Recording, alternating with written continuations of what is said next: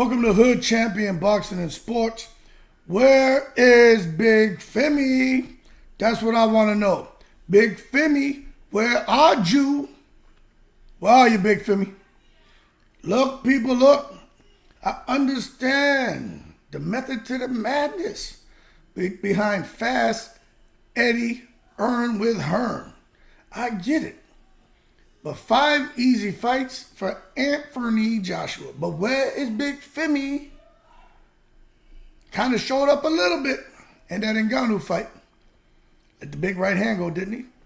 But let's put some things in perspective here, party people. I'm not so sure Big Femi is back in the building. This man came back after Usyk fought Jermaine Franklin. Jermaine Franklin's a nice guy. I'm glad. I think he made himself maybe close to after taxes and paying everybody. I think that man maybe made about $2 million, $2.5 million, right, in his bank account. So Jermaine Franklin's straight. I'm very happy for him. But let's not act like Jermaine Franklin is, goddamn Godzilla. He ain't Ike Abeyabuchi. You know what I'm saying? Then he fought Hellenius. You'll hold your horses. But let me go back to Jermaine Franklin.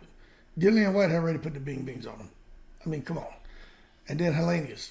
Deontay had already put the bing bings on him. Now, Hellenius was giving Anthony Joshua the business to a certain extent till Joshua decided to let a little Big Femi out and put the big right hand on him. And that was all she wrote. Then he comes and he fights with Otto Wallen, who, for the most part, we all were out here chatting, Valine, because of what he did to Tyson Fury.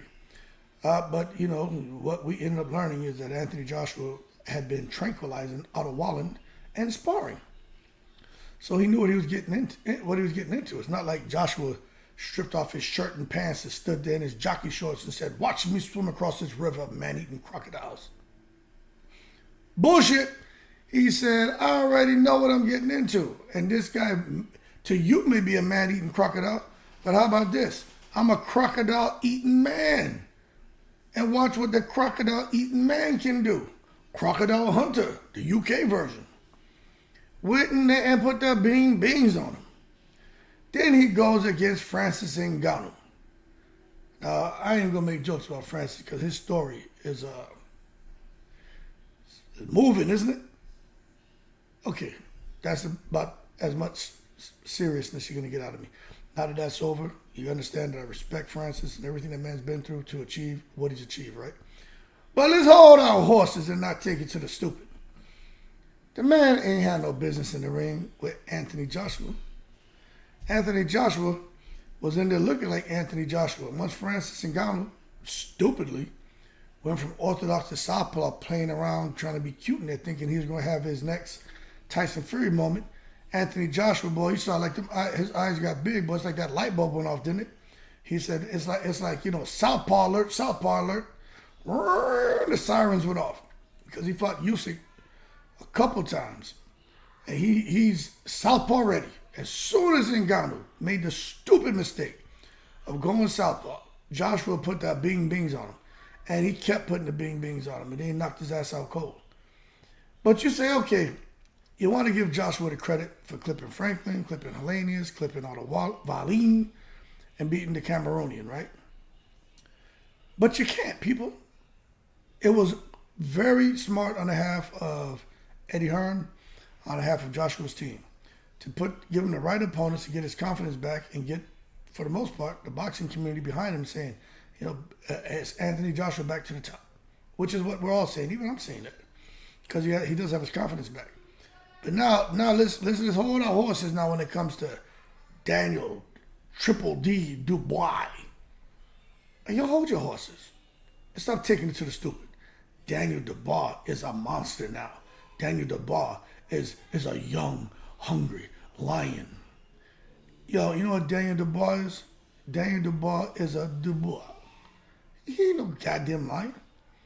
He coming in, first of all, he went in there with goddamn Joe Joyce and got binged around.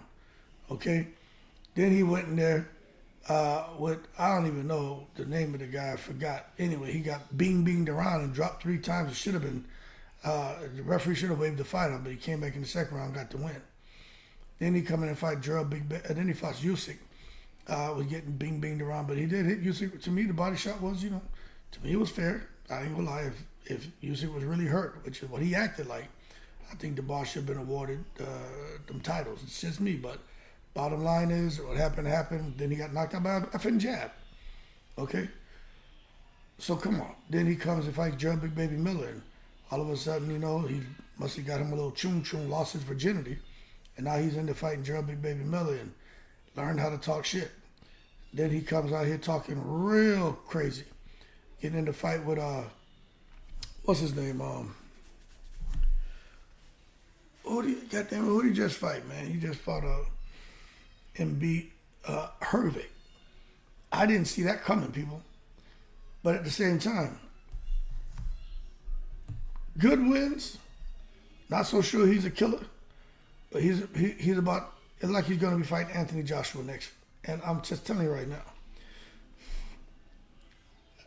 I see some UK fans kind of was like, Hood champion, you're just mad because you got your prediction wrong. It's like, no, I'm not. I don't care. This is the shit about fans, right? Take it to the stupid. These people are so goddamn biased and get so emotional over the person who they want to win that there's not one person who's sitting back, maybe a couple, who watched Daniel Dubois rise from the ashes like the phoenix, from Joe Joyce to the subsequent fights, to getting there with Hrgovic, and to take the shots Hrgovic was hitting him with, and to come back and get stronger every second of the fight, and put the beans on Hrgovic. I'm the only one who was like, whoa, where'd that come from? There aren't many people who are looking at it like that. They're looking at it like, oh, here goes Hood Champion. Yeah, this guy's channel, he's all about conspiracy theories. Hey, yo, hold your horses, McNicholas. We have conversations over here. You're more than welcome to join the conversation. But what the fuck is wrong with a conspiracy theory? We speculate, we assume, we give opinions, and then we throw some predictions out there and make some assumptions, and that drives a pretty healthy dialogue. But I am telling y'all right now, Daniel Dubois should not beat Anthony Joshua. There's a reason why Joshua's opened up a 10-1 favorite. A goddamn whatever the hell it is, man. Hey, Daniel Dubois is nowhere in the world. He should be holding Anthony Joshua's jockstrap. If Daniel Dubois comes out here and he has the stamina and the chin and he stands up to AJ's shots and he's putting the beans on AJ, and Big Femi comes out and he goes and he devours Big Femi, and Anthony Joshua goes back to the corner and doesn't want to come out, and Daniel Dubois is now the guy who's next in line for the winner of Fury Usyk, the rematch. Hold your horses. Y'all need to tell me how this shit happened, because ain't nobody could have called that shit. When that kind of stuff happens, you know what people start saying? They start looking for an explanation. How did this guy, Daniel Dubois, how did he manage to rise to the top of the heavyweight division when my man was out here getting knocked out with jabs, was getting knocked down 3 times in a round? First round. Y'all, come on, man. Now, he's always been strong. You got to give him that. And one thing I will say this. When he fought Joe Joyce put the beans on him. And Dubois just kept going. And Joyce was tearing his ass up. He just kept going. Till it just got to the point where he couldn't take the pain. That orbital blow, that shit ain't no joke. So you can't really fault him for quitting in that one. But my thing is, where did he get this new resilience? This new, I would say, outstanding stamina, this new confidence. What gave this man the confidence where he's talking trash now? I even saw a female reporter trying to talk to him. He was cold to her. He was like, bitch. He don't cuss. I heard him say that. He was like, bitch. I said, goddamn, Daniel Dubois done turned into Tupac. You know what I'm saying? This man done turned to Daniel Al Capone Dubois. You know what I'm saying? He out here ain't playing around. So I'm going to tell you right now, Anthony Joshua, it's hard for me to give him any credit for these fights. But at the same time, he's out here winning. Matter of fact, that's what they should do with Deontay Wilder. Feed him some tomato cans. Let him make tomato soup, a little spaghetti. Eat the spaghetti. Fry up them goddamn tomatoes, man, with some onion and garlic. You know what I mean? And some tomatoes and stew that shit down. Then throw in some saltfish. You know what I mean? And make you a nice little thing and put it on some nice hot bread. And you some avocado and shit. You know what I mean? With a little garlic and onion and salt and some pepper sauce. And then you're good to go. But I just ain't so sure, man. But watch this shit. Now, Joshua should blast the ball out of it. But I'm telling you, if AJ can't blast him out, I don't know. Because to me, this should be an easy fight for AJ. But then after that, we already know what's going to happen. It's going to be Fury and Anthony Joshua. I see people out here like, there's no way Fury can beat Usyk. No way. Nah. Talking about Usyk beat Fury's easier next time. No, he doesn't. Usyk isn't able to get in the fight for October because Fury broke the man's goddamn face. And I think in this next fight, Fury's going to come in there and he's going to break his goddamn face early in the fight and knock him out. Usyk had to talk to Jesus. He like, Ryan, I need Jesus. And Ryan said, Jesus, Jesus, Jesus. And Usyk prayed to Jesus. He said, help me, because he knew Tyson Fury was going to kill him. That's how hard he said Tyson Fury hit him. So I'm telling you, the next fight don't last. But it's going to be AJ and Fury. But I am going to be paying attention to this shit with Daniel Dubois. Because that'll be AJ's 5th fight in, a year and a half. And I just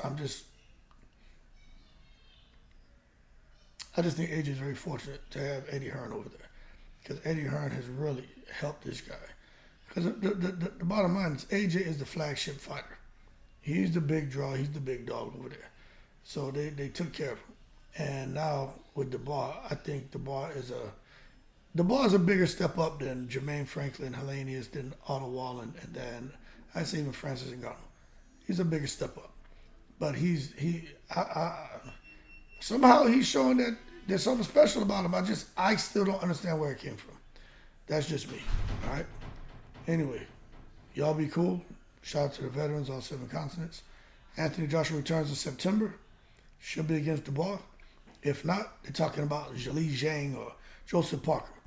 Let me tell y'all one thing Anthony Joshua is not going to do. He is not fighting no damn Zhilei Zhang. You can bet on that. Joseph Parker, I don't know. Daniel Dubois, more than likely, right? But we just got to wait and see. Y'all keep cool. Shout out to the veterans, 7 continents.